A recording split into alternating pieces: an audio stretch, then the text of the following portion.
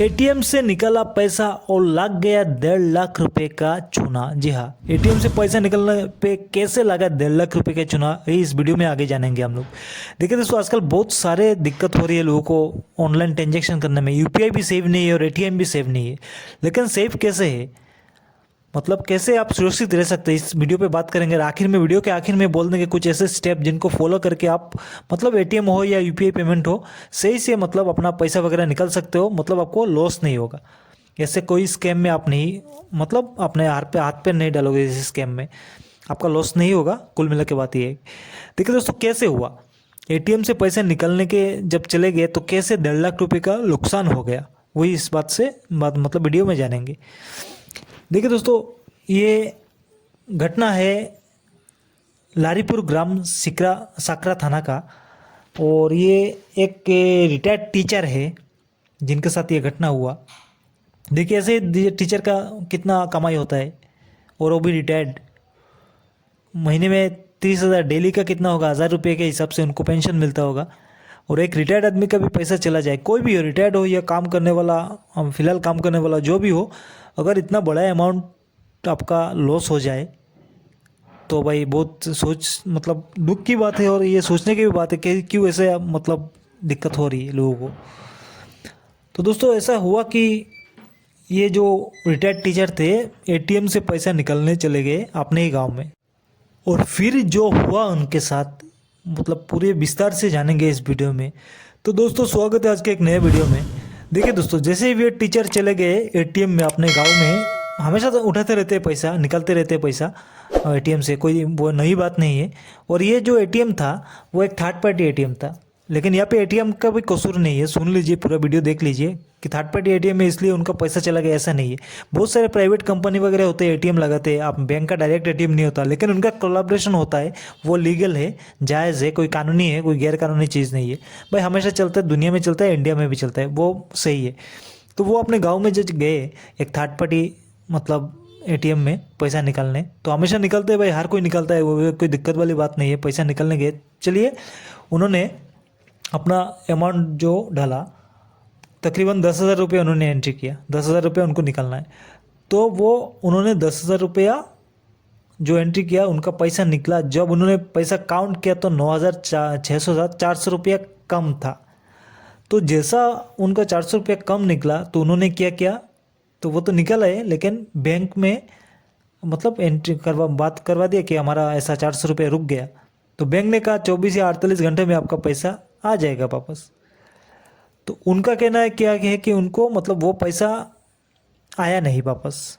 पैसा आया नहीं तो सही बात है, पैसा नहीं आया तो कल परसों आ ही जाएगा। लेकिन उन्होंने क्या किया, पैसा जब उनको नहीं आया, और 400 भी बड़ी बात होती है, क्योंकि जो रिटायरमेंट बंदा हो या काम करने वाला हो, 400 भी बहुत बड़ा होता है। दिन का 400 तो महीने का 12,000। छोटे छोटे कंपनी में काम करने जाओगे तो 12,000 महीने के होता है, मतलब दिन का 400 होता है। तो जैसे उनका 1 दिन या 2 दिन हो गए, उनका पैसा रिटर्न नहीं मिला उनके अकाउंट में उनके हिसाब से। तो उन्होंने, किसी ने उनको कुछ बताया होगा, इन्होंने, घर का भी कोई होगा आदमी, उन्होंने गूगल में सर्च किया। वो जो एटीएम था ना, गूगल में सर्च किया, वो जो एटीएम का सर्विस था, जो प्राइवेट वाला कंपनी वाला एटीएम था, उस एटीएम में उन्होंने गूगल में सर्च करके उसका कस्टमर केयर का नंबर लिया। कस्टमर केयर का नंबर लेके उन्होंने फ़ोन किया कि उनका पैसा ऐसा से मतलब फंस गया था 400 रुपया। तो शायद वहाँ से कहा गया कि आपको फ़ोन आएगा, समझ गए दोस्तों। तो उनको कहा गया कि आपको फ़ोन आएगा अगले कुछ टाइम के बाद, तब जाके आपका इशू जो है सॉल्व हो जाएगा, रिजॉल्व हो जाएगा। जो आपका पैसा रुका हुआ है, फ़ोन आने के बाद मतलब वो इशू ख़त्म हो जाएगा, वो आपको मिल जाएगा पैसा। तो कुछ देर बाद उनको फ़ोन आया, 1 दिन या अगले दिन आया फ़ोन। फ़ोन आने के बाद किसने फ़ोन किया उनको तो नहीं मालूम। उनको कहा गया था एक फ़ोन आएगा, तो फ़ोन किसने, पर्दे के पीछे कौन है, किसी को मालूम नहीं। लेकिन उनको फ़ोन आया। फ़ोन आने के बाद कहा गया कि आप एनीडेक्स एक ऐप होता है, तो वो डाउनलोड करो। तो वो सीधी सी बात है, उन्होंने खुद तो डाउनलोड नहीं कर सकते ना, क्योंकि वो पुराने लोग हैं, उनके घर में ही कोई होगा अपडेट लोग। तो उन्होंने एनीडेक्स डाउनलोड किया। एनीडेक्स डाउनलोड करने के बाद कुछ स्क्रीन एक्सेप्ट, कुछ रिकॉर्डिंग वगैरह होता है, सब कुछ एक्सेप्ट करवा लिया जो भी हो। और एनीडेक्स क्या होता है, देखिए, कोई भी आपका जो मोबाइल का एक्सेस दूसरा या लैपटॉप का एक्सेस, कंप्यूटर पीसी का एक्सेस कोई दूसरा ले सकता है, रिमोट। और इंडेक्स अच्छे कामों के लिए यूज़ होता है, बड़े बड़े कंपनी का जो मीटिंग वगैरह होता है, कोई चेकिंग वगैरह होता है कंप्यूटर का, इंडेक्स के माध्यम से होता है।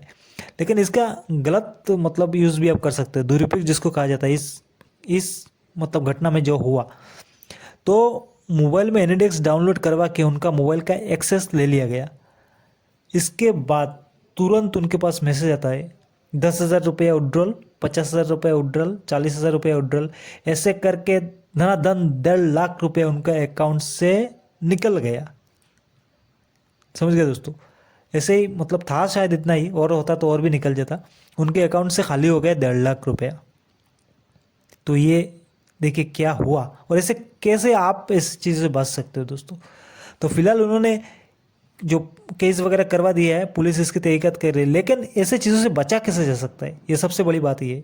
क्योंकि आजकल यूपीआई में बहुत सारे स्कैम हो रहे हैं, बहुत सारे सीधे साधे लोग फंस रहे हैं। और मैंने वीडियो भी बनाया हुआ है ना, जो फिलहाल अकाउंट फ्रीज भी हो रहे हैं, लोग पैसा लेने से भी डर रहे। और यूपीआई स्कैम में भी दिखदार है भाई, कोई दूसरों का स्कैनर लगा के चला जाता है दुकान के सामने, मतलब बहुत सारे इशू हो रहे हैं। लेकिन ऐसे चीज़ों से बचने का उपाय भी है, क्योंकि सतर्क रहना पड़ेगा। कुछ चीज़ें हैं ना, उनको मान के चलना पड़ेगा। इस घटना में क्या हुआ देखिए, इस घटना से कैसे बच सकते हैं। ये जो बूढ़े आदमी, जो रिटायर्ड पर्सन है, जिन्होंने 400 रुपये की मतलब रिटर्न के लिए 1.5 लाख रुपये गवा दिए। समझ गए दोस्तों? ना यहाँ पे बैंक का कोई फ्रॉड है, ना वो एटीएम का मतलब जो उन्होंने एटीएम की तरफ से कोई फ्रॉड दिखाई दे रहा है। लेकिन उनको फ़ोन आया, उन्होंने जब कस्टमर केयर में फ़ोन किया और बाद में उनको फ़ोन आया, वो फ़ोन कहाँ से आया ये भी सोचने की बात है। क्या वो एटीएम जो है उसकी तरफ से आया कस्टमर केयर, या कोई दूसरा है? तो ये पुलिस तहकीकात कर रही है, मालूम चल जाएगा। लेकिन बचने की देखिए, ऐसे ठगी से कैसे बच सकते हो आप लोग। इसका सीधा सा फंडा है, अगर आपके पास एटीएम में आपने कुछ पैसा निकाला, अगर पैसा नीचे मतलब मशीन में ड्रॉप हो गया, सामने से नहीं निकला, मशीन में निकला मतलब नीचे ड्रॉप हो जाता है ना, गिर जाता है मशीन के अंदर, या तो फिर ऐसे इसका जो ये जो घटना हुआ 400 रुपये कम निकला, तो आप एक काम करो, अगला एक पर्ची निकालो एटीएम से ट्रांजेक्शन का, कितना ट्रांजेक्शन हुआ, आपका बैलेंस कितना है। समझ गए दोस्तों? ये पैसा आपका हाथ में नहीं आया, नीचे मशीन के अंदर गिर जाता है, गिरने दो, कोई दिक्कत नहीं है। बस अपना एटीएम से एक ट्रांजेक्शन वाला पर्ची निकालो, मतलब कितना लेन देन हुआ है, मिनी स्टेटमेंट वगैरह होता है ना, या तो फिर एक कुल कितना पैसा है आपका एक निकल जाता है, कितना बैलेंस है, बैलेंस इंक्वायरी करके एक पर्ची निकल जाता है, वो निकल के अपने पास रखो। और बाद में जाके सिर्फ बैंक को उतना बोलना है, और या तो फिर बैंक में कभी एप्लीकेशन भी देना पड़ता है, वो डाल दो, एक पर्ची लिख के देना पड़ता है। तो वो डालने के बाद आप चुपचाप रहो, और आपको मालूम हो गया ना अभी आपका बैलेंस कितना है। और बैंक की तरफ से जब कहा जाएगा 1 या 2 दिन के बाद आपका पैसा आ जाएगा, तब मतलब आपका जो बैलेंस अभी आपने चेक किया हुआ है ना, आपका इतना हुआ, और जितना आपका ड्रॉप हुआ पैसा, वो सब जुड़ के जितना पैसा होगा 1-2 दिन के बाद आप बैलेंस चेक कर लो, आपका पैसा आया कि नहीं। अगर नहीं आता है तो घूम के आपको बैंक में ही जाना है, ऐसे कस्टमर केयर वगैरह में बात करके फ़ायदा नहीं, और बात करोगे तो भी फिर एनिडेक्स डाउनलोड करने का भी फ़ायदा नहीं। सीधे बैंक में जाइए, काम हो जाएगा। समझ गए दोस्तों? अगर बैंक वाले कहते हैं 2 दिन में आ जाएगा, लेकिन आपको बैलेंस मालूम है ना, आप मेरा मतलब इतना है, 1 लाख या 1.5 लाख है बैंक में अभी है, और जितना पैसा ड्रॉप हुआ है सब जुड़ के अगर सही हो गया, मतलब 2 दिन बाद अगर मिल जाता है, आपका हिसाब मिल जाता है, तब तो सही है, आपका पैसा आ गया। नहीं आता है तब आपका एक ही जगह है, बैंक में जाइए भाई। ऐसे इधर उधर गूगल में जाके सर्च करके कस्टमर केयर का नंबर निकाल के ऐसे दिक्कत में मत फंसिए। समझ गए दोस्तों? तब जाके बढ़िया होगा।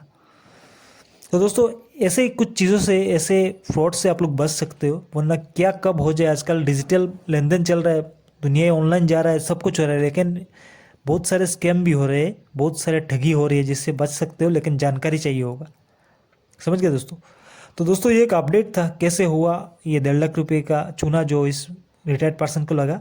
ऐसे बहुत सारे अपडेट में लगे के रहता हूँ, तो प्लीज़ वीडियो को लाइक शेयर कर दीजिएगा, चैनल को सब्सक्राइब जरूर कीजिएगा। मिलते हैं अगले किसी वीडियो में, तब तक के लिए जय हिंद।